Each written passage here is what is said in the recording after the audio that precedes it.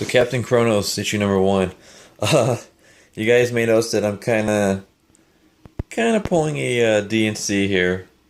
Um, let's just say that I've been super busy lately, and I haven't been able to uh, scan like issues and stuff like that that I wanted to do videos on. In fact, I almost didn't even do a video today.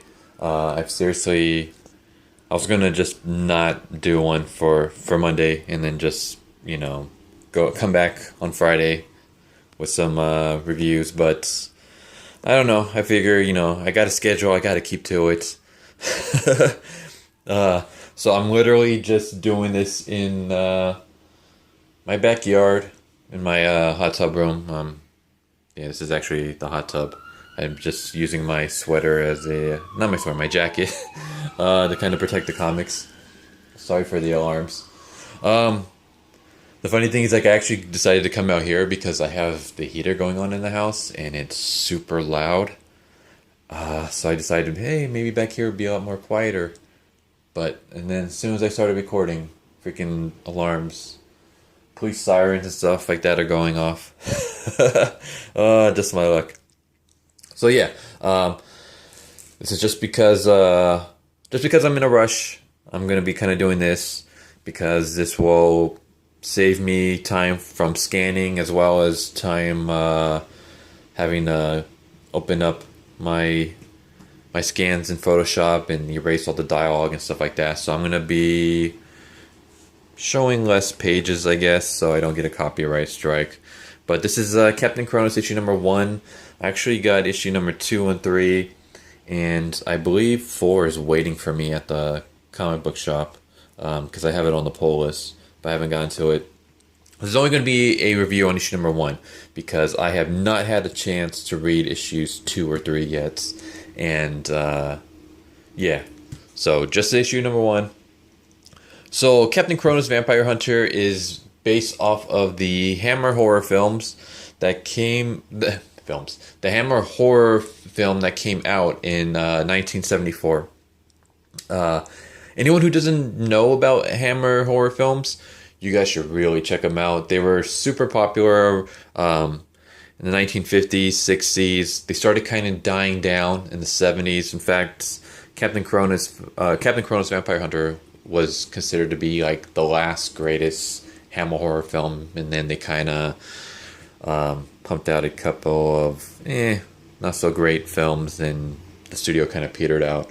And I heard that they've done a revival, but yeah, nothing touches the classic Hammer horror films. But Captain Kronos Vampire Hunter, my favorite from Hammer horror, one of my favorite movies of all time, like easily in my top 5. For anyone who's interested, Tremors is actually my number 1. Yes, Tremors is, in my opinion, the greatest movie ever made. Forget Casablanca and Citizen Kane. I think Tremors is the number 1 movie of all time. But yeah, Captain Kronos Vampire Hunter came out in 1974. It's interesting because it's not a true horror film. It's more of I would even consider more of a swashbuckling film with horror elements. It's more, yeah. I was going to say more action, but I guess as action as you can get in the early 1970s with not that much of a budget. But I love the story so much. Basically, it is about Captain Kronos, who is a soldier who just finished war, and he travels around hunting vampires. His family was killed by vampires, so he kind of sees it as his job to go out and hunt vampires. And he has let me see if I can find it. He has a sidekick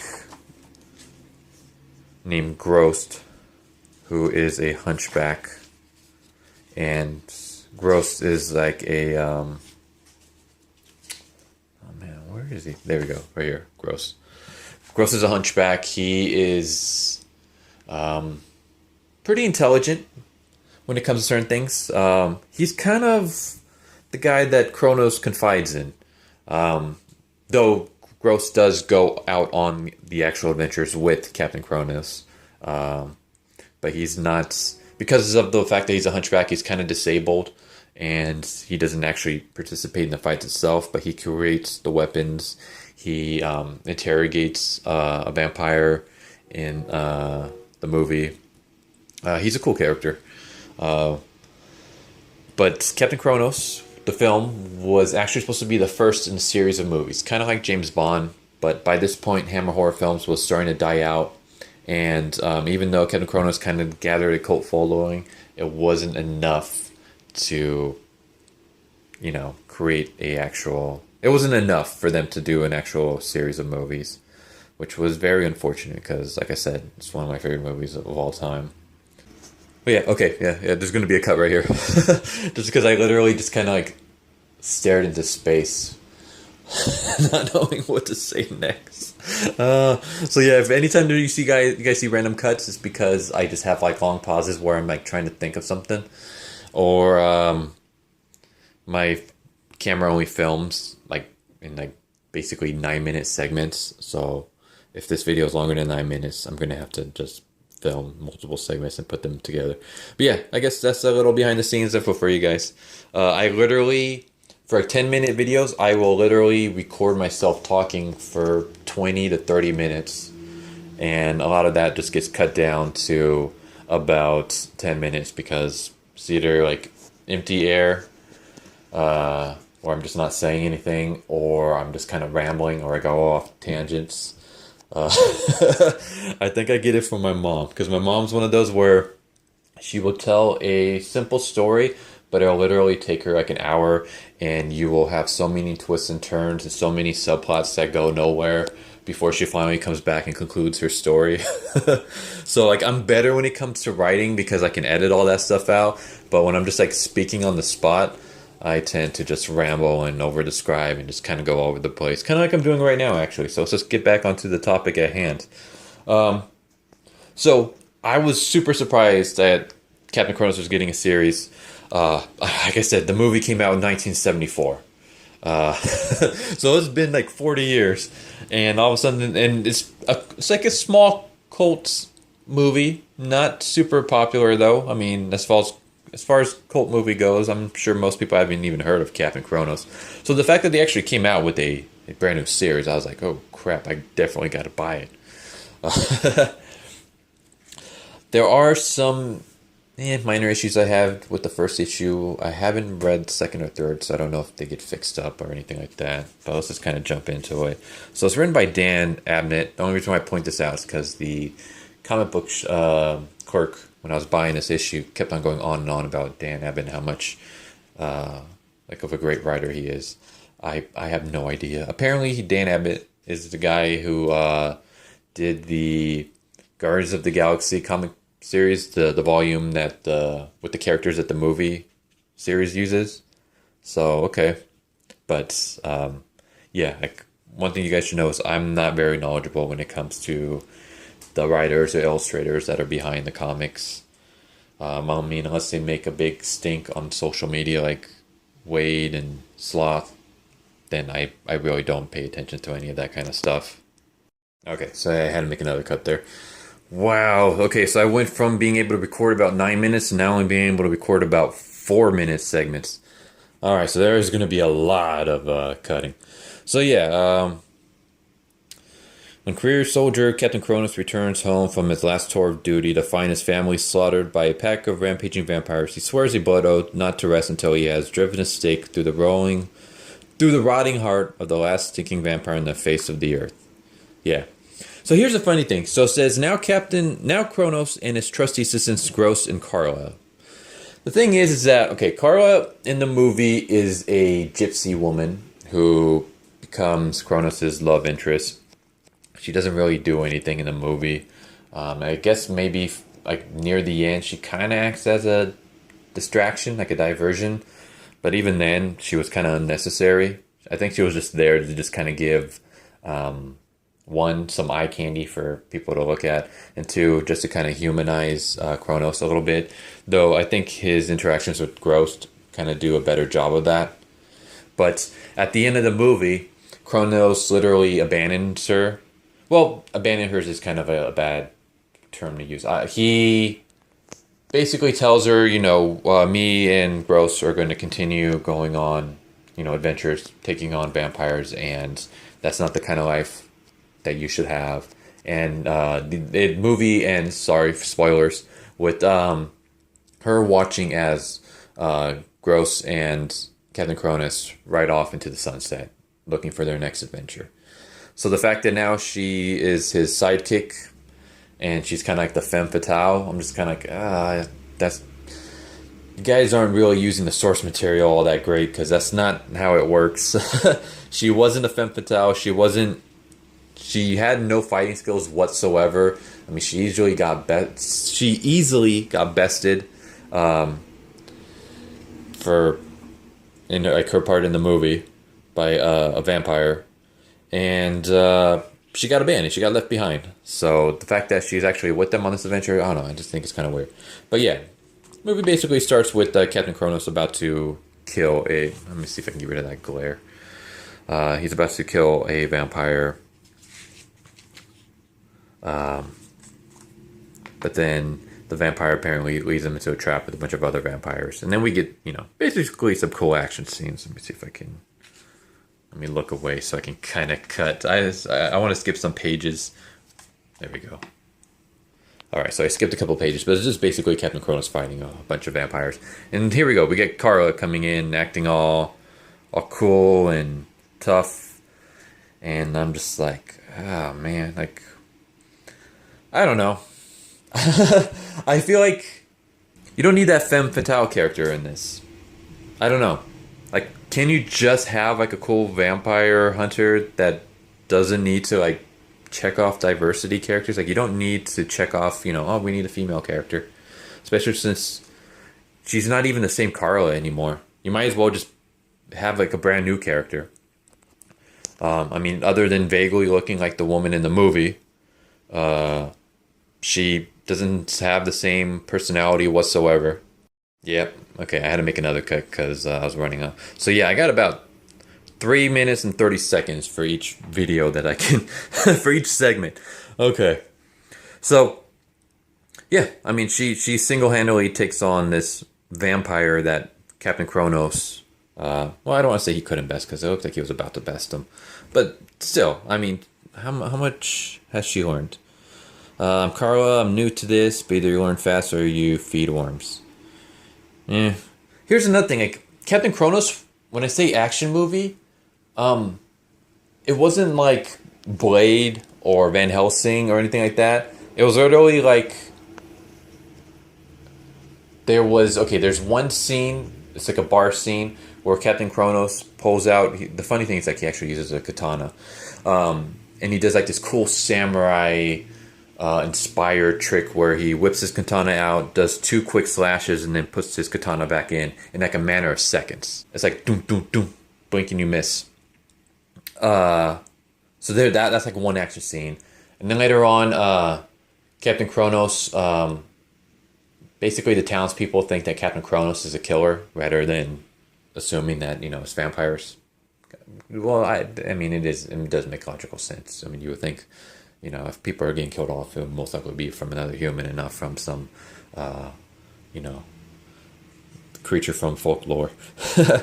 But, so he like fights them off. And then later on, there's a cool sword fight scene to end the movie. But other than that, it's like, there's no flippy stuff. There's no, like, if I can go back. Yeah, there's no, like, diving around, flipping around, doing cartwheels and all that kind of stuff. That's not in the movie whatsoever. It's very low-key horror. I mean, low-key action, I should say.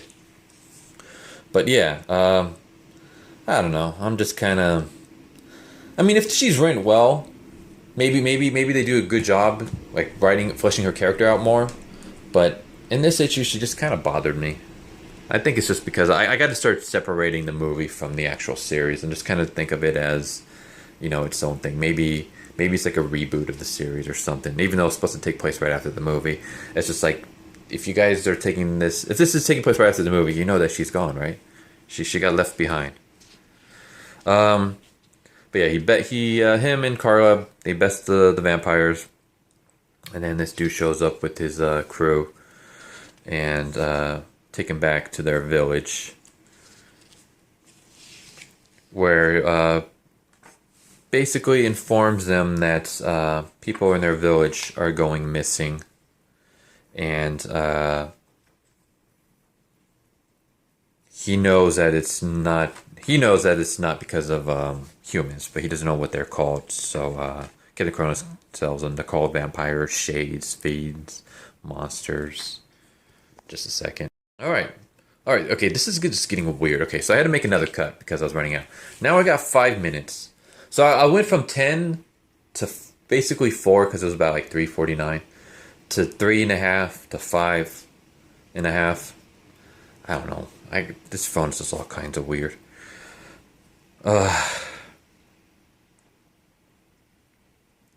But yeah, so of course we got this. Of course they got to make her kind of sassy. Because he's like, I believe I was discussing this with your masters, child. They are not my masters. Know your place. Where I was from, I was thrown in the stocks for dancing on the Sabbath. What are you gonna do to me? I'm not a lady and none was taken. Except you are a lady. I mean, literally, that's your role in the movie. So yeah, she, for anyone who's just kind of curious about what she means by the stocks, Captain Kronos comes across her because she's imprisoned in stocks. And apparently she was dancing on the Sabbath, and that's why she was imprisoned. So he frees her, and she kind of joins. And she literally is, how should I put this nicely? She's kind of Captain Kronos' plaything. Of course, he later starts, he treats her, like, nicer later on. But, like, even when they're making love, he's, like, super rough and biting her and stuff like that. Like, he takes out all of his aggression and anger on the vampires on her. So, and she I don't know if I can't remember if she actually refers to Kronos as her master, but she acts like his servant. So, this whole, they're not my masters, I'm not a lady, it's just kind of like, yeah... I mean, this is the complete opposite of how you were like in the movie. And apparently it hasn't been long because she says, I haven't been doing this for long. So I'm assuming it's been maybe, I think actually even says, I can't remember where, but it's like been 2 weeks after the movie. And she's already like that good at fighting vampires and has a huge 180 in her personality. I don't know, it bothers me in that sense. Like I said, for anyone who hasn't seen the movie, you guys it won't affect you as much. But I keep comparing this to the movie, and I'm just like, anytime when they like have characters acting out of character, it's just, it kind of bothers me, rubs me the wrong way. Then again, I got to just realize, you know what, like adaptations of books, movies, whatever, of like different mediums, they never stay like completely true to the source material, which is unfortunately sometimes. But so yeah, like, if there is a fiend here, it may explain this one dude's behavior, and Kronos' how so. Kronos, who's been fighting vampires and is the most intelligent when it comes to these creatures, he has to be informed by Carla. Like, because he's like, how so? Because he's like, what do you mean? And then Carla literally explains it to her. Literally explains it to him. And it's like, Carla, you have literally been doing this for not even a couple of weeks. Why? Why are you like the go-to vampire, like